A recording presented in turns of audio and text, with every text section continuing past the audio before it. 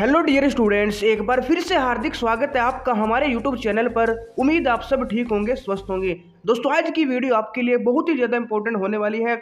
आज की वीडियो में मैं आपके लिए जीके जीएस के कुछ मोस्ट इंपॉर्टेंट क्वेश्चन लेकर आया हूं। तो एक बार दोस्तों एग्जाम देने से पहले इस वीडियो को शुरू से लास्ट तक बिल्कुल ध्यान से जरूर देख लीजिएगा। या तो दोस्तों इस वीडियो से या जो टॉपिक से मैं क्वेश्चन लेकर आया हूं उन टॉपिक से क्वेश्चन आपको एग्जाम में देखने को मिल सकता है। तो चलिए दोस्तों करते हैं वीडियो को स्टार्ट। और ये रहा दोस्तों क्वेश्चन फर्स्ट आपके सामने। क्वेश्चन फर्स्ट है, how many bones does the human school consist of, यानी मानव खोपड़ी में कितनी हड्डियां होती हैं ये आपको बताना है। ऑप्शन ए है 21, ऑप्शन बी है 22, ऑप्शन सी है 23, ऑप्शन डी है 24। तो दोस्तों आपको ध्यान में रखना है, मानव खोपड़ी में कुल कितनी 22 हड्डियां होती हैं। 8 दोस्तों कपाल की हड्डियां होती हैं और 14 दोस्तों चेहरे की हड्डियां, तो टोटल 22 हड्डियां होती हैं। ऑप्शन बी आपका यहाँ पे सही उत्तर हो जाएगा। और दोस्तों जो विद्यार्थी हमारे चैनल पर पहली बार आए हैं उनसे एक छोटी सी रिक्वेस्ट है कि अगर आप लोगों ने अभी तक चैनल को सब्सक्राइब नहीं किया है तो चैनल को सब्सक्राइब करके बेल आइकन जरूर प्रेस कर दीजिएगा, क्योंकि इस चैनल पर दोस्तों सीएचएस एग्जाम से रिलेटेड इंपॉर्टेंट वीडियोस मिलती रहती है। तो जब भी आपके लिए कोई और इंपॉर्टेंट वीडियो मैं लेकर आऊँ उसकी नोटिफिकेशन आपके पास सबसे पहले पहुंच जाए। तो दोस्तों अब देखते हैं question number second. Question number second है, which planet has the shortest day, यानी किस ग्रह का दिन सबसे छोटा होता है। दिन पूछा है दोस्तों किसका सबसे छोटा होता है। दोस्तों दिन किसका छोटा होगा, जो तेज घूमेगा। जो तेज घूमता है उसका दिन छोटा होगा और जो स्लो घूमता है दोस्तों उसका दिन क्या होगा, बड़ा होगा। तो आपको बताना है दोस्तों, यानी कि तेज कौन घूमता है, ये भी दोस्तों क्वेश्चन है, ठीक है ना। पहला दोस्तों यूरेनस, दूसरा नेपच्यून, तीसरा प्लूटो, चौथा दोस्तों जुपिटर। तो दोस्तों आपको बताना है किस ग्रह का दिन है जो छोटा होता है। तो आपको याद रखना है दोस्तों, जो बृहस्पति है यानी जुपिटर, इसका दिन दोस्तों सबसे छोटा होता है और लगभग दोस्तों 10 घंटे का दिन होता है। अगर एग्जैक्ट की बात करें दोस्तों तो 9 घंटे 55 मिनट और 26 पॉइंट समथिंग कुछ सेकंड होते हैं। लेकिन अगर हम अप्रोक्स में बात करें तो लगभग दोस्तों 10 घंटे का इसका दिन होता है। उसके बाद दोस्तों जो अगर बात करें दोस्तों सबसे बड़ा, अगर सबसे छोटे की जगह सबसे बड़ा आपके एग्जाम में आ गया, सबसे लंबा दिन किसको होता है, तो वो दोस्तों शुक्र का होता है। भी आपको याद रखना है, शुक्र यानी वीनस का होता है दोस्तों सबसे लंबा दिन। और कितने घंटे लगते हैं दोस्तों इसको, एक दिन मतलब एक दिन में कितने घंटे होते हैं इसके, 5832, 5000 दोस्तों 832 घंटे होते हैं। तो सबसे लंबा दिन होता है शुक्र ग्रह का, सबसे छोटा दोस्तों जुपिटर का। और बाकी की बात करें दोस्तों, जो मरकरी है उसके दोस्तों 1408 घंटे उसको लगते हैं एक चक्कर पूरा करने में। वीनस को दोस्तों मैंने बता दिया 5832। अर्थ का दोस्तों आपको पता है 24 घंटे लगते हैं एक चक्कर पूरा करने में, एक दिन 24 घंटे का होता है। मार्स का लगभग अर्थ के आसपास है दोस्तों लगभग 25 घंटे। जुपिटर का दोस्तों 10 घंटे मैंने आपको बता दिया। और जो सैटर्न है उसका दोस्तों 11 घंटे, ठीक है ना। यूरेनस का दोस्तों कितने घंटे लगते हैं, 17। और जो नेपच्यून है दोस्तों उसको लगते हैं 16 घंटे। तो दोस्तों क्या है, दिन है कुछ, तो आपको ध्यान में रखने हैं। उसके बाद क्वेश्चन नंबर 3। क्वेश्चन नंबर 3 है दोस्तों, how many countries are there in Great Britain, यानी ग्रेट ब्रिटेन में कितने देश हैं ये आपको बताना है। 4, 2, 3 या 5। ग्रेट ब्रिटेन में दोस्तों कितने देश हैं ये आपको बताना है। दोस्तों ग्रेट ब्रिटेन के अंदर 4 देश हैं टोटल। कौन कौन से हैं, इंग्लैंड है, उत्तरी आयरलैंड, स्कॉटलैंड और वेल्स। एक तो दोस्तों क्या है, इंग्लैंड है। एक दोस्तों नॉर्थ आयरलैंड यानी कि उत्तरी आयरलैंड इसको बोल देते हैं, ठीक है ना। और दोस्तों एक है स्कॉटलैंड और एक है दोस्तों वेल्स। तो आपको याद रखने हैं 4 देश हैं ग्रेट ब्रिटेन में। उसके बाद दोस्तों क्वेश्चन नंबर 4। क्वेश्चन नंबर 4 है, world's most active volcano is, विश्व का सर्वाधिक सक्रिय ज्वालामुखी कौन सा है। सर्वाधिक सक्रिय ज्वाला कौन सा है। पहला दोस्तों कोटोपैक्सी ज्वालामुखी आपको बताना है, दूसरा है किलौआ, तीसरा है वेसुवियस, चौथा दोस्तों फुजियामा। तो कौन सा दोस्तों सर्वाधिक सक्रिय यहाँ पे ज्वालामुखी है विश्व का, वो आपको बताना है। दोस्तों जो किलौआ है, ठीक है ना, ये किलौ भी इसको बोल देते हैं, ये दोस्तों क्या है, विश्व का सबसे सक्रियशील ज्वालामुखी माना जाता है। तो ऑप्शन भी आपका यहाँ पे सही उत्तर हो जाएगा। उसके बाद दोस्तों क्वेश्चन नंबर 5। क्वेश्चन नंबर 5 है, circumference of earth was first calculated by, यानी पृथ्वी की परिधि की गणना सर्वप्रथम किसके द्वारा की गई, आपको बताना है। पहला ऑप्शन है आर्यभट्ट, दूसरा गैलीलियो, तीसरा इरेटोस्थनीज, चौथा दोस्तों वैगनर। तो आपको बताना है पृथ्वी की परिधि की गणना सबसे पहले किसके द्वारा की गई थी। दोस्तों आपको ध्यान में रखना है, यूनान के एक प्राचीन दार्शनिक, गणितज्ञ और खगोलविद तीनों थे, वो कौन थे, इरेटोस्थेनीज। इन्होंने दोस्तों क्या की थी, पृथ्वी की जो सरकमफ्रेंस है, परिधि है, उसकी गणना सबसे पहले की थी। तो ऑप्शन सी आपका सही उत्तर हो जाएगा। और एक क्वेश्चन आपको ध्यान में रखना है, इनको दोस्तों भूगोल का जनक, ठीक है ना, फादर ऑफ जियोग्राफी भी माना जाता है इरेटोस्थेनीज को। तो ये भी आपको ध्यान में रखना है। उसके बाद क्वेश्चन नंबर 6। क्वेश्चन नंबर 6 है, excise duty is levied in the, यानी आबकारी शुल्क लगाया जाता है, ये किसके लिए लगाया जाता है, कहाँ पे लगाया जाता है, आपको बताना है। पहला इंपोर्ट ऑफ गुड्स, माल का आयात में, या फिर एक्सपोर्ट ऑफ गुड्स, जो माल सामान होता है उसके निर्यात में, या फिर प्रोडक्शन ऑफ गुड्स, माल के उत्पादन पर, या फिर सेल्स ऑफ गुड यानी माल की बिक्री पर। तो आपको याद रखना दोस्तों, उत्पाद शुल्क इसको बोल देते हैं, ठीक है ना, आबकारी शुल्क भी बोलते हैं इसको, और उत्पाद शुल्क भी बोलते हैं। तो उत्पादन, माल के उत्पादन पर दोस्तों ये लगाया जाता है। तो ऑप्शन सी आपका सही उत्तर हो जाएगा। उसके बाद क्वेश्चन नंबर 7, क्वेश्चन नंबर 7 है हाउ मेनी जजेस are members of international court of justice, यानी अंतरराष्ट्रीय न्यायालय के कितने न्यायाधीश सदस्य हैं ये आपको बताना है। अंतरराष्ट्रीय न्यायालय 12, 15, 18 या फिर 21। दोस्तों अंतरराष्ट्रीय जो न्यायालय है उसमें कितने सदस्य हैं, कितने न्यायाधीश चुने जाते हैं, 15 न्यायाधीश चुने जाते हैं। ऑप्शन बी वाला आपका सही उत्तर हो जाएगा। और दोस्तों जो न्यायाधीश हैं ये 9 वर्ष के लिए चुने जाते हैं, 9 साल के लिए चुने जाते हैं, भी आपको ध्यान में रखना है। और एक बात और याद रखनी है कि हर तीसरे वर्ष, ठीक है ना, हर तीसरे वर्ष दोस्तों जो 15 न्यायाधीश हैं इसमें से 5 दोस्तों क्या चुने जाते हैं, यानी कि 5 को दोस्तों रिटायर कर दिया जाता है, नए 5 चुन लिए जाते हैं, भी आपको ध्यान में रखना है। और जो अंतर्राष्ट्रीय दोस्तों न्यायालय है इसका जो मुख्यालय है वो कहाँ पे है, वो दोस्तों कहाँ पे, शांति महल, उसका शांति महल दोस्तों कहाँ पे, हेग में, ठीक है। इसको बोलते हैं पीस पैलेस, इसको बोला जाता है मुख्यालय को, ये हेग में है दोस्तों, ये भी आपको ध्यान में रखना है। और सदस्य अगर बात करें दोस्तों कितने देश हैं जो इसके सदस्य हैं, 193 दोस्तों इसके क्या हैं दोस्तों, सदस्य देश हैं। और अगर दोस्तों अध्यक्ष की बात करें, कौन है यहाँ का अध्यक्ष, वो हो जाएगा जोआन डोनोगे। जोआन डोनोगे दोस्तों अध्यक्ष है, जो कि अमेरिका के हैं, ठीक है ना। भाषा की बात करें, अंग्रेजी और फ्रांसीसी यहाँ की अधिकारी भाषा है। तो सभी पॉइंट आपको ध्यान में रखने, एक बार रिपीट कर देता हूँ। अंतर्राष्ट्रीय न्यायालय दोस्तों इसमें कितने न्यायाधीश चुने जाते हैं, 15 न्यायाधीश चुने जाते हैं। कितने साल के लिए चुने जाते हैं, 9 साल के लिए चुने जाते हैं, ठीक है ना। और प्रत्येक तीसरे साल बाद, यानी हर तीसरे साल बाद 5 जो न्यायाधीश है वो चुने जाते हैं, यानी कि 5 रिटायर कर दिए जाते हैं, नए 5 चुने जाते हैं। मुख्यालय मैंने आपको बता दिया हेग में है, जिसको पीस पैलेस कहा जाता है, ठीक है ना। सदस्य की बात करें दोस्तों, लगभग 193 देश इसके क्या सदस्य देश हैं, ठीक है ना। अध्यक्ष मैंने आपको बता दिया जोआन डोनोगे, ठीक है ना, अमेरिकी हैं ये जोआन डोनोगे, ये इनके अध्यक्ष है। अधिकारी भाषा अंग्रेजी और फ्रांसीसी, तो आपको ध्यान में रखना है। उसके बाद क्वेश्चन नंबर 8, क्वेश्चन नंबर 8 है व्हेन वाज भारत ड्रोन महोत्सव 2022 सेलिब्रेटेड। भारत ड्रोन महोत्सव 2022 कब मनाया गया, करंट अफेयर का दोस्तों बहुत इंपॉर्टेंट क्वेश्चन है। भारत ड्रोन महोत्सव कब मनाया गया आपको बताना है, 27 मई, 27 अप्रैल, 27 जून या फिर 17 अप्रैल। दोस्तों भारत ड्रोन महोत्सव ये बहुत इंपॉर्टेंट क्वेश्चन है। दिल्ली का एक प्रगति मैदान है, वहां पे दोस्तों 27-28 मई को ये मनाया गया था, 27-28 मई को। दोस्तों 27 ऑप्शन में हो सकता है या 28 हो सकते हैं, इन दोनों में से कोई एक होगा। तो 27 और 28 2 दिन के लिए बनाया गया था। अब यहाँ पे 27 मई आपके ऑप्शन में है, तो 27 मई को दोस्तों भारत ड्रोन महोत्सव 2022 इसका आयोजन किया गया था, ठीक है ना। और दुनिया का दोस्तों सबसे बड़ा ड्रोन महोत्सव था ये, ठीक है। कहाँ पे हुआ था, दिल्ली का एक प्रगति मैदान है वहां पे किया गया था। और इसका उद्घाटन दोस्तों किसके द्वारा किया गया था, प्रधानमंत्री नरेंद्र मोदी द्वारा, ठीक है ना। प्रधानमंत्री नरेंद्र मोदी द्वारा इसका उद्घाटन किया गया था, ये आपको ध्यान में रखना दोस्तों, करंट अफेयर का बहुत ही इंपॉर्टेंट क्वेश्चन है। उसके बाद क्वेश्चन नंबर 9, क्वेश्चन नंबर 9 है which country has adopted bitcoin as an official currency.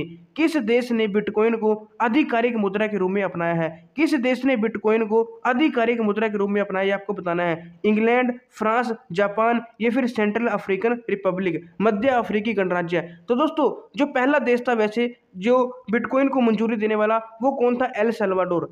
El Salvador था दोस्तों, ठीक है ना, एल सल्वाडोर। और एल सल्वाडोर दोस्तों यहाँ पे ऑप्शन में नहीं है। तो दूसरा देश जो बिटकॉइन को मंजूरी देने वाला था वो था दोस्तों CAR, यानी कि सेंट्रल अफ्रीकन रिपब्लिक, मध्य अफ्रीकी गणराज्य। तो ऑप्शन डी वाला दोस्तों आपके यहाँ पे सही उत्तर हो जाएगा, ये आपको ध्यान में रखना है। उसके बाद दोस्तों क्वेश्चन नंबर 10, क्वेश्चन नंबर 10 है who is the cabinet minister of civil aviation.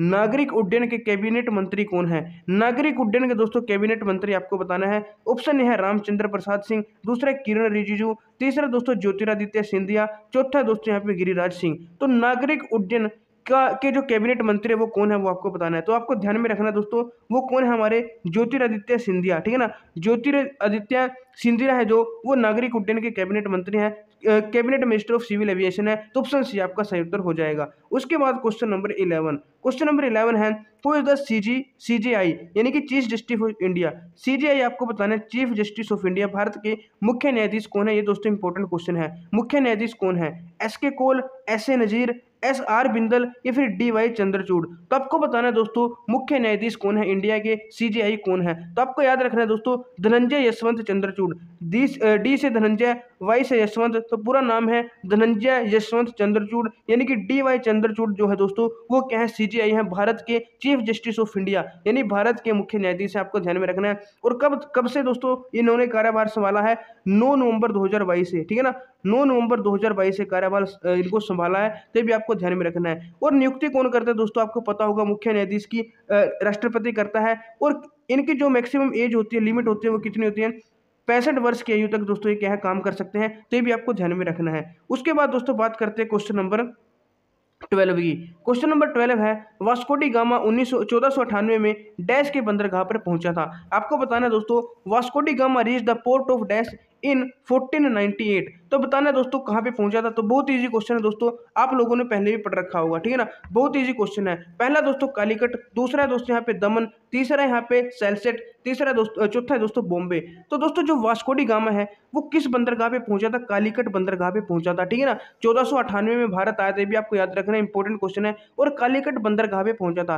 और उस समय दोस्तों जो कालीकट यहाँ पे जो यहाँ के दोस्तों आप समझ शासक थे वो कौन थे, जमेरिन, जमेरिन दोस्तों यहाँ के शासक थे, ठीक है ना। तो इन्होंने इसका क्या किया था, स्वागत किया था, ये भी आपको ध्यान में रखना है। उसके बाद क्वेश्चन नंबर 13, क्वेश्चन नंबर 13 है, ये पहले भी मैंने करवाया था, what is the popular name of दादा भाई नौरोजी, ये भी इंपॉर्टेंट क्वेश्चन है। दादा भाई नौरोजी का लोकप्रिय नाम क्या है, ये मैंने पहले भी आपको करवाया था, ठीक है ना। दादा भाई नौरोजी का लोकप्रिय नाम क्या है, जवान, स्पैरो, बाबूजी या फिर ग्रैंड ओल्ड मैन। दोस्तों दादा भाई नौरोजी को किस नाम से जाना जाता है, grand old man of India के नाम से, मतलब ग्रैंड ओल्ड मैन के नाम से जाना जाता है। तो ऑप्शन डी आपका सही उत्तर हो जाएगा। और दोस्तों आयरन मैन के नाम से, ठीक है ना, आयरन मैन यानी कि लौह पुरुष के नाम से किसे जाना जाता है, आपको कमेंट में बताना है, लौह पुरुष के नाम से किसे जाना जाता है। उसके बाद question number 14, where is the headquarters of archaeological survey of India, भारतीय पुरातत्व सर्वेक्षण का मुख्यालय कहाँ है। आर्कियोलॉजिकल सर्वे ऑफ इंडिया का हेडक्वार्टर आपको बताना है न्यू दिल्ली, कोलकाता, मुंबई या फिर पुणे। आपको बताना है कि भारतीय पुरातत्व सर्वेक्षण का मुख्यालय कहाँ है। तो ये आपको ध्यान में रखना दोस्तों, ये वाला मुख्यालय कहाँ पे है, नई दिल्ली में है। ऑप्शन ए वाला आपका यहाँ पे सही उत्तर हो जाएगा, ठीक है ना। और इसकी स्थापना की बात करें 1861 में दोस्तों इसकी स्थापना हुई थी। अलेक्जेंडर कनिंघम ने इसकी स्थापना की थी, किसने, अलेक्जेंडर कनिंघम, ठीक है ना। तो आपको याद रखना है अलेक्जेंडर कनिंघम, ठीक है ना। उसके बाद क्वेश्चन नंबर 15, क्वेश्चन नंबर 15 है, किस ग्रह को हरित ग्रह के नाम से जाना जाता है, which planet is known as green planet. Important question है, बहुत सारे बच्चे गलत कर देते हैं, ठीक है ना। हरित ग्रह में एक बच्चे क्या करके आते हैं, पृथ्वी करे आते हैं, जो कि बिल्कुल गलत है, ठीक है ना। पृथ्वी का दोस्तों ब्लू प्लेनेट कहा जाता है, क्या कहा जाता है, ब्लू प्लेनेट, नीला ग्रह कहा जाता है, हरित ग्रह नहीं कहा जाता है। तो ये आपको ध्यान में रखना है, क्वेश्चन को समझना है, जल्दबाजी नहीं करनी है, ठीक है ना। ग्रीन प्लेनेट किसको कहा जाता है, पृथ्वी को या फिर वीनस को, जुपिटर को या फिर यूरेनस को। तो आपको ध्यान में रखना दोस्तों, जो यूरेनस है, ठीक है ना, इसको क्या कहा जाता है, हरा ग्रह, हरित ग्रह या फिर ग्रीन प्लेनेट कहा जाता है। और इसका कारण क्या है, क्योंकि दोस्तों जो यूरेनस है, ठीक है ना, इसके वातावरण में मीथेन गैस बहुत ही ज़्यादा पाई जाती है, बहुत ही ज़्यादा मात्रा में मीथेन गैस पाई जाती है, जिसके कारण दोस्तों इसका रंग कैसा दिखाई देता है, हरा रंग दिखाई देता है, ठीक है ना। तो इसलिए इसको हरित ग्रह यानी कि ग्रीन प्लेनेट कहा जाता है। और ब्लू प्लेनेट किसको कहा जाता है, अर्थ को। रेड प्लेनेट किसे कहा जाता है, मंगल को कहा जाता है, ये भी आपको ध्यान में रखना है। और दोस्तों जो यूरेनस है ये सौरमंडल का तीसरा बड़ा ग्रह है, यह भी आपको पता है। और सबसे ठंडा ग्रह भी दोस्तों यूरेनस है, ठीक है ना। और शनि की तरह दोस्तों, जैसे शनि ग्रह आपने सुना होगा, उसके चारों तरफ क्या होते हैं, वलय होते हैं, तो इसमें भी दोस्तों लगभग थोड़े थोड़े क्या है, वलय होते हैं, ठीक है ना। और बात करें खोज किसने की थी, यूरेनस की, यूरेनस की खोज की थी दोस्तों विलियम हर्सल ने, ठीक है ना। विलियम हर्सल ने 1781 में इसकी खोज की थी, विलियम हर्सल ने, ठीक है ना। उसके बाद क्वेश्चन नंबर 16, क्वेश्चन नंबर 16 है बहुत ही दोस्तों इजी क्वेश्चन, ठीक है ना। विच ओशियन हैज डीपेस्ट पॉइंट, सबसे गहरा बिंदु किस महासागर में है। इंपॉर्टेंट भी दोस्तों और इजी भी आपको पता होगा, अटलांटिक, इंडियन, पैसिफिक या फिर आर्कटिक। सबसे गहरा बिंदु किस महासागर में, अटलांटिक, भारतीय प्रशांत या फिर आर्कटिक महासागर में। दोस्तों आपको पता होगा जो सबसे गहरा बिंदु है वो है मैरियाना ट्रेंच, ठीक है ना। मैरियाना ट्रेंच, इसको हिंदी में बोलते हैं मैरियाना गर्त या मैरियाना खाई, ठीक है ना। मैरियाना ट्रेंच है दोस्तों वो सबसे गहरा बिंदु है, ठीक है ना। और वो कहाँ पे है, किस सागर में है दोस्तों, पश्चिमी प्रशांत महासागर में है। किसमें, प्रशांत महासागर में है, ठीक है। वहाँ पे दोस्तों एक mariana द्वीप समूह है, उस द्वीप समूह के आसपास है दोस्तों ये प्रशांत महासागर में सबसे गहरा बिंदु है, ठीक है ना। मैरियाना ट्रेंच या मैरियाना गर्त इसको बोलते हैं, आपको ध्यान में रखना है। लगभग दोस्तों 1100 मीटर यानी कि 11 किलोमीटर दोस्तों इसकी क्या है, मतलब कि इसकी गहराई है, ठीक है ना, ये भी आपको ध्यान में रखना है। और सबसे बड़ा जो महासागर है वो भी कौन सा महासागर है दोस्तों, प्रशांत महासागर है, सबसे बड़ा है। और प्रशांत महासागर किस किस को अलग करता है, एशिया और अमेरिका को अलग करता है, ये भी आपको ध्यान में रखना है। एशिया और अमेरिका को दोस्तों क्या है, अलग करता है प्रशांत महासागर। सबसे छोटा कौन सा है दोस्तों, आर्कटिक, आर्कटिक सबसे छोटा महासागर है, ये भी आपको ध्यान में रखना है। उसके बाद क्वेश्चन नंबर दोस्तों 17, क्वेश्चन नंबर 17 है Radcliffe line is between India and dash. Radcliffe रेखा है दोस्तों भारत और कौन से देश के बीच में आपको बताना है। तो ये लाइंस आपको याद रखनी है दोस्तों। Red Cliff China, Pakistan, Nepal या फिर बांग्लादेश। दोस्तों जो रेड क्लिफ है वो किस किस के बीच में है, पाकिस्तान और इंडिया के बीच में, पाकिस्तान और इंडिया के बीच में रेड क्लिफ है। अगर बात करें चाइना और इंडिया, चाइना और इंडिया के बीच में दोस्तों कौन से, मैकमोहन है, ये भी आपको ध्यान में रखना है। मैकमोहन दोस्तों चाइना और इंडिया के बीच में, ठीक है ना। और पाकिस्तान और इंडिया के बीच में रेड क्लिफ है। एक दोस्तों डूरंड, ठीक है ना, डूरंड लाइन भी है अफगानिस्तान और इंडिया के बीच में, ठीक है ना। अफगानिस्तान और इंडिया के बीच की जो कॉमन बाउंड्री है उसको डूरंड लाइन कहा जाता है। चाइना और इंडिया की जो कॉमन बाउंड्री है उसको मैकमोहन कहा जाता है। पाकिस्तान और इंडिया की कॉमन जो लाइन है दोस्तों, ठीक है ना, सीमा है, उसको क्या कहा जाता है, रेड क्लिफ कहा जाता है। ये भी आपको ध्यान में रखना है, तीनों, ठीक है ना, इंपॉर्टेंट है। उसके बाद क्वेश्चन नंबर 18, क्वेश्चन नंबर 18 है which is the first greenfield airport in north east region. ये दोस्तों करंट अफेयर का क्वेश्चन है। उत्तर पूर्व क्षेत्र का पहला ग्रीनफील्ड हवाई अड्डा कौन सा है। पहला ग्रीनफील्ड हवाई अड्डा बना है कहाँ का, उत्तर पूर्व यानी कि नॉर्थ ईस्ट रीजन का, वो आपको बताना है।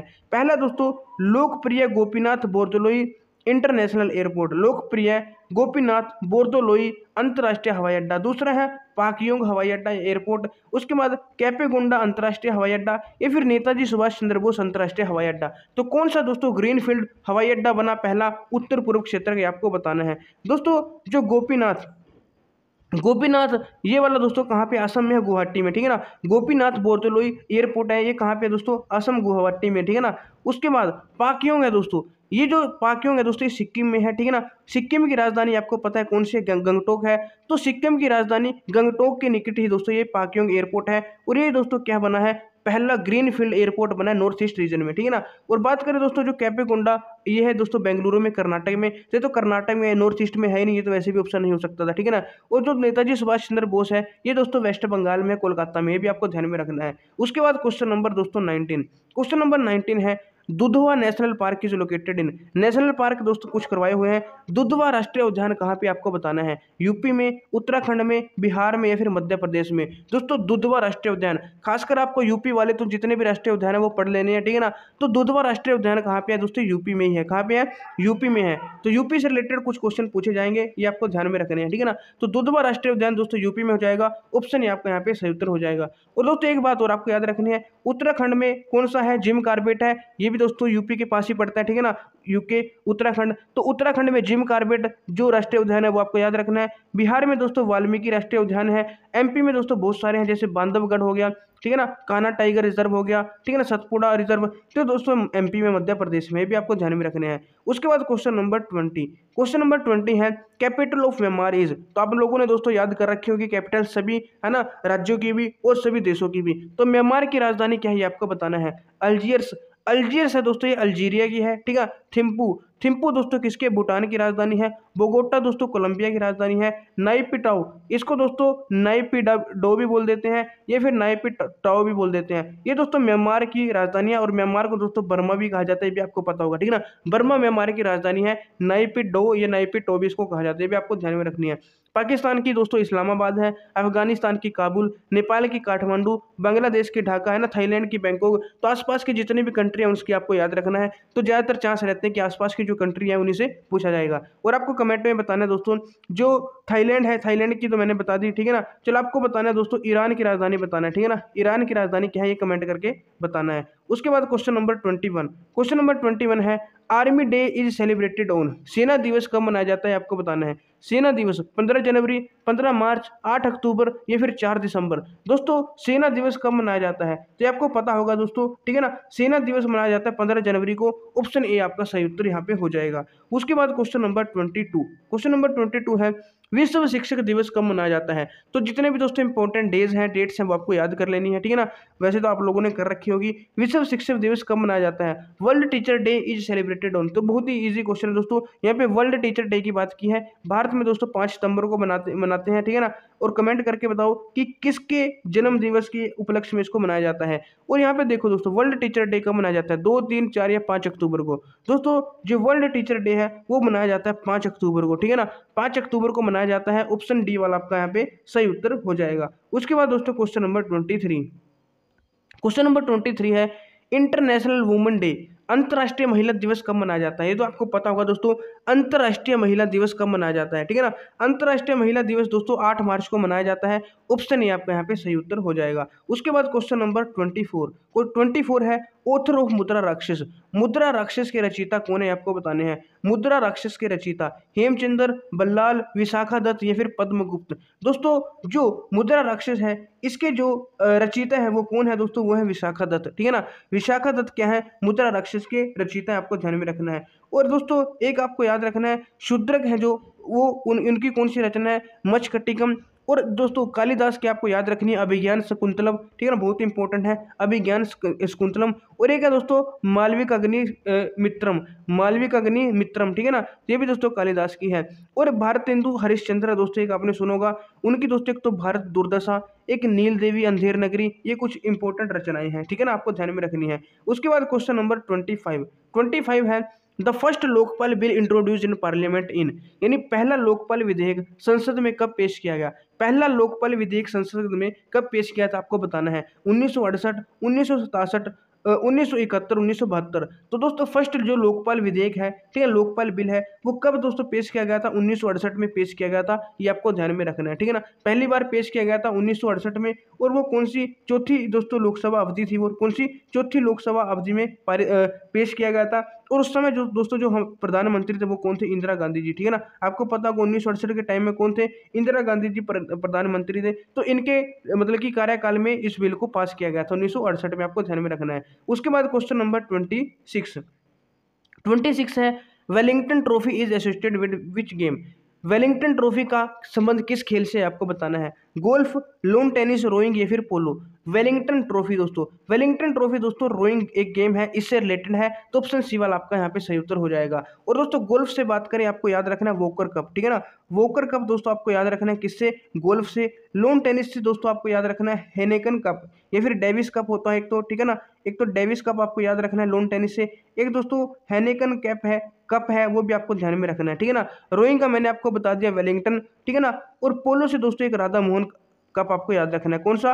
राधा मोहन दोस्तों आपको याद रखना है पोलो से। तो ये कुछ ट्रॉफीज आपको ध्यान में रखनी है। उसके बाद question number 27, headquarter of FIFA is located at. FIFA का मुख्यालय कहाँ पे आपको बताना है? एथेंस, दुबई, लंदन या फिर ज्यूरिक। ये ज्यूरिक इसको बोल देते हैं, ठीक है ना। तो फीफा का मुख्यालय कहाँ पे आपको बताना है? तो फीफा का मुख्यालय दोस्तों स्विट्जरलैंड ज्यूरिक में है ना, ज्यूरिक स्विट्जरलैंड में है। तो ये आपको याद रखना है। और इसकी स्थापना कब हुई थी दोस्तों? 21 मई को हुई थी, ठीक है ना। 21 मई 1904 में, 21 मई 1904 को इसकी स्थापना हुई थी, ठीक है ना। स्थापना दोस्तों इसकी वैसे पेरिस में हुई थी, फ्रांस में। अब पेरिस में हुई थी इसकी स्थापना, तो अब आप सोचोगे फिर इसका जो मुख्यालय वो ज्यूरिक में क्यों है? दोस्तों पहले मुख्यालय पेरिस में ही था, फ्रांस में। दोस्तों 1932 में इसको कहाँ पे ट्रांसफर कर दिया गया? ज्यूरिक में ट्रांसफर कर दिया गया, स्विट्जरलैंड में, ठीक है ना, वहाँ पे स्थापित कर दिया गया। लेकिन शुरू में जब 1904 में इसकी स्थापना हुई तो इसका मुख्यालय पेरिस फ्रांस में था, ठीक है, आपको ध्यान में रखना है। उसके बाद क्वेश्चन नंबर 28 है हेडक्वार्टर ऑफ यूनेस्को। यूनेस्को का मुख्यालय कहाँ पे है? यूनेस्को का मुख्यालय आपको बताना है मॉन्ट्रियल, वियना, पेरिस या फिर नैरोबी। दोस्तों यूनेस्को का मुख्यालय कहाँ पे है? ये आपको ध्यान रखना है पेरिस में है। कहाँ पे? पेरिस में दोस्तों, फ्रांस में, ठीक है ना। तो ऑप्शन सी वाला आपका सही उत्तर हो जाएगा। और एक होता है दोस्तों यूनिसेफ, आपने सुना होगा यूनिसेफ का मुख्यालय कहाँ है? ये भी आपको याद रखना है। ये दोस्तों न्यूयॉर्क में है। कहाँ पे है? न्यूयॉर्क में है दोस्तों किसका? यूनिसेफ का मुख्यालय। और एक दोस्तों WFP, ठीक है ना, वर्ल्ड फूड प्रोग्राम, ठीक है ना, WFP, इसका मुख्यालय दोस्तों कहाँ पे है? रोम, इटली में, ठीक है ना। इसका मुख्यालय कहाँ पे है? रोम, इटली में। ये भी आपको ध्यान में रखना है। और दोस्तों जो ये अभी बात कर रहे थे हम यूनेस्को का दोस्तों मुख्यालय पेरिस में है। इससे रिलेटेड एक बात और आपको ध्यान में रखनी है, इसकी जो स्थापना हुई थी वो हुई थी 16 नवंबर 1945 में। आपको सन याद रखना है, सन ज़्यादा इंपॉर्टेंट है, 1945 में हुई थी, ठीक है ना, यह ज़्यादा इंपॉर्टेंट है। 193 सदस्य देश इसके भी हैं, 11 दोस्तों सहयोगी देश हैं इसके। अध्यक्ष की बात करें दोस्तों आंद्रे, ठीक है ना, आंद्रे अजोले दोस्तों इसके अध्यक्ष हैं। कौन अध्यक्ष हैं इनके वर्तमान में? आंद्रे अजोले, ठीक है ना, आंद्रे अजोले, ये दोस्तों कौन है, इसके अध्यक्ष हैं वर्तमान में यूनेस्को के, भी आपको ध्यान में रखना है। उसके बाद question number 29, who is the author of Anand Math, ठीक है ना। आनंद मठ के लेखक कौन है, बहुत ही इजी क्वेश्चन है, आप लोगों को पता होगा। अमर्त्य सेन, औरबिंदो घोष, या फिर बीसी चट्टोपाध्याय, या फिर आर.एन. टैगोर। आनंद मठ के लेखक कौन है दोस्तों? दोस्तों आनंद मठ है जो, ये एक बांग्ला भाषा का क्या है, उपन्यास है, आपको पता होगा, ठीक है ना। बंकिम चंद्र जो चट्टोपाध्याय हैं, बीसी चट्टोपाध्याय यानी कि बंकिम चंद्र चट्टोपाध्याय, इन्होंने दोस्तों इसकी रचना की थी 1882 में। कभी की थी? 1882 में इसकी रचना की थी। तो ऑप्शन सी आपका यहाँ पे बीसी चट्टोपाध्याय आपका सही उत्तर हो जाएगा। उसके बाद दोस्तों क्वेश्चन नंबर 30, क्वेश्चन नंबर 30 है kangaroo is national emblem of, kangaroo दोस्तों किसका राष्ट्रीय चिन्ह है, किस देश का राष्ट्रीय पशु आप इसको मान सकते हो, कंगारू किसका है? USA, UK, France, Australia. तो आपको पता होना चाहिए दोस्तों, जो कंगारू है किसका राष्ट्रीय चिन्ह है? ऑस्ट्रेलिया देश का दोस्तों राष्ट्रीय चिन्ह है। ऑप्शन डी वाला आपका यहाँ पे सही उत्तर हो जाएगा, ये आपको ध्यान में रखना है, ठीक है ना। उसके बाद दोस्तों क्वेश्चन नंबर 31, क्वेश्चन नंबर 31 है leaning tower of Pisa is in which country, पीसा की झुकी मीनार किस देश में है, आपको बताना है। इंग्लैंड, इटली, फ्रांस, या फिर ऑस्ट्रेलिया। दोस्तों पीसा की झुकी मीनार, अब पीसा अगर आपको पता है किस देश में है तब आप इजीली बता सकते हो। दोस्तों जो पीसा है ये कहाँ पे है, ठीक है ना, आपको पता होना चाहिए, इटली में। रोम भी इटली में है, पीसा भी। तो पीसा दोस्तों इसकी इटली का एक छोटा सा शहर है पीसा, ठीक है ना। तो वहाँ पे दोस्तों एक टावर है जो कि झुका हुआ है, उसी को लीनिंग टावर ऑफ पीसा के नाम से जानते हैं, पीसा की झुकी मीनार के नाम से। दोस्तों एक बात आपको याद रखनी है, जो टावर है इसका ना निर्माण कार्य 1173 में स्टार्ट हुआ था, बनने स्टार्ट की थी, और इसको बनने में पूरे कितने साल लगे, लगभग मतलब पूरा होने में 200 साल लगभग इसको लगे थे, ठीक है ना। तो ये आपको ध्यान में रखना है, पीसा इटली में है। उसके बाद क्वेश्चन नंबर 32, क्वेश्चन नंबर 32 है which is the smallest country area wise, यानी सबसे छोटा देश कौन सा है क्षेत्रफल की दृष्टि से, आपको बताना है। वेटिकन सिटी, मोनाको, नोरू, या फिर सैन मेरिनो। तो आपको बताना है दोस्तों क्षेत्रफल की दृष्टि से सबसे छोटा देश यहाँ पे आपको बताना है कौन सा है। दोस्तों आपको ध्यान में रखना है जो सबसे छोटा देश है दुनिया का वो कौन सा, वेटिकन सिटी है। कौन सा है? वेटिकन सिटी, आपने सुना भी होगा। तो वेटिकन सिटी दोस्तों आपको यहाँ पे राइट आंसर हो जाएगा। अब कमेंट में आपको ये बताना है क्षेत्रफल की दृष्टि से सबसे बड़ा देश कौन सा है, ठीक है ना। अब उससे पहले थोड़ी जानकारी और आपको मैं दे देता हूँ। देखो क्या वेटिकन सिटी दोस्तों क्या क्षेत्रफल की दृष्टि से पहला देश है, ठीक है ना। और दूसरे नंबर पे दोस्तों एक देश आता है, वो कौन सा है? मोनाको। मोनाको दोस्तों दूसरे नंबर पे छोटा देश है। लेकिन दोस्तों अगर आपके पास क्वेश्चन आए, अब ये दोनों देश हैं दोस्तों, ये स्वतंत्र नहीं है, ना तो वेटिकन सिटी स्वतंत्र, ना ही मोनाको। अगर क्वेश्चन इस प्रकार आए कि दुनिया का सबसे छोटा स्वतंत्र देश कौन सा है, स्वतंत्र देश की बात करेंगे तो वो नोरू हो जाएगा, ठीक है ना। सिंपल पूछे सबसे छोटा देश कौन है क्षेत्रफल की दृष्टि से, वेटिकन सिटी, दूसरे नंबर पे मोनाको। लेकिन स्वतंत्र की बात करेगा, क्योंकि वेटिकन सिटी और मोनाको अभी स्वतंत्र नहीं है, तो नोरू दोस्तों स्वतंत्र सबसे छोटा देश हो जाएगा, ठीक है ना, ये आपको ध्यान में रखना है। उसके बाद question number 33, capital of Australia is, Australia की राजधानी क्या है, ये भी आपको ध्यान में रखना है। तो ऑस्ट्रेलिया से रिलेटेड भी क्वेश्चन पूछे जाते हैं। ऑप्शन है सिडनी, कैनबरा, मेलबोर्न, या फिर पर्थ। दोस्तों ऑस्ट्रेलिया की राजधानी कौन सी है, आपको बताना है। ऑस्ट्रेलिया की राजधानी दोस्तों कैनबरा है। ऑप्शन बी आपका यहाँ पे सही उत्तर हो जाएगा। उसके बाद क्वेश्चन नंबर 34, क्वेश्चन नंबर 34 है लॉन्गेस्ट डे इज ऑन, सबसे लंबा दिन है जो कब होता है, सबसे लंबा दिन कौन सा होता है? 21 जून, 22 जून, 21 मई, 22 मई। दोस्तों सबसे लंबा दिन होता है, आपको याद रखना 21 जून को होता है। ऑप्शन ए आपका सही उत्तर हो जाएगा। और इसको दोस्तों ग्रीष्मकालीन संक्रांति या गर्मी की संक्रांति भी मतलब कहा जाता है, ठीक है, आपको याद रखना है। और सबसे अगर ये तो सबसे लंबा दिन था, सबसे बड़ा दिन था 21 जून को। सबसे छोटे दिन की बात करें दोस्तों वो दिसंबर में होता है, कब? 22 दिसंबर को। तो सबसे छोटा दिन 22 दिसंबर को, सबसे बड़ा दिन दोस्तों 21 जून को होता है, आपको ध्यान में रखना है। उसके बाद क्वेश्चन नंबर 35, क्वेश्चन नंबर 35 है PM Narendra Modi inaugurated Mahalok corridor in which city. तो ये भी इंपॉर्टेंट है करंट अफेयर का। प्रधानमंत्री नरेंद्र मोदी ने किस शहर में महाकाल लोक गलियारे का उद्घाटन किया है? महाकाल लोक गलियारे का जो उद्घाटन किया गया है वो किस शहर में किया गया है प्रधानमंत्री नरेंद्र मोदी जी द्वारा, ये आपको बताना है। पहला उज्जैन, दूसरा सोमनाथ, तीसरा अमरकंटक, चौथा दोस्तों नासिक। तो बताना है दोस्तों किस शहर में महाकाल लोक गलियारे का उद्घाटन प्रधानमंत्री द्वारा किया गया है। तो आपको ध्यान में रखना है दोस्तों उज्जैन में किया गया है। कहाँ पे? उज्जैन में किया गया है। वहाँ पे दोस्तों एक मंदिर है महाकालेश्वर मंदिर, उसमें लगभग दोस्तों 900 मीटर लंबा एक श्री महाकाल लोक नाम का एक गलियारे का लोकार्पण किया है प्रधानमंत्री नरेंद्र मोदी जी द्वारा, ठीक है ना। तो ये आपको ध्यान में रखना है उज्जैन में। उसके बाद दोस्तों question number 36, India's maiden human space mission will be launched in 2023, what is its name. ये भी इंपॉर्टेंट है दोस्तों करंट अफेयर का, ठीक है ना।